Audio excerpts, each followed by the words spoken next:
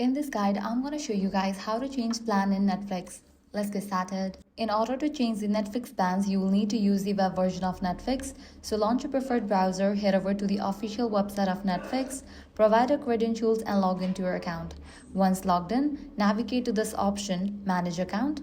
With that, you will be directed to this page. Here, navigate to this section of Overview. Scrolling down, you're going to find the option of Change Plan. Click on that.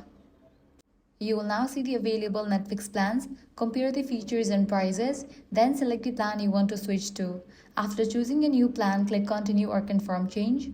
Then follow any on-screen instructions to complete the update. If you're upgrading your plan, the change usually takes effect immediately, allowing you to enjoy the additional features right away. If you're downgrading, the new plan typically starts on your next billing date, so you'll need to enjoy your current plan until then. If a Netflix subscription is billed through a third party such as Apple, Google Play, or your internet or mobile provider, you'll need to change your plan through that provider instead of directly through Netflix. And that's it. This way you can easily change plan in Netflix. If this guide helped you out, do not forget to like, share, and subscribe.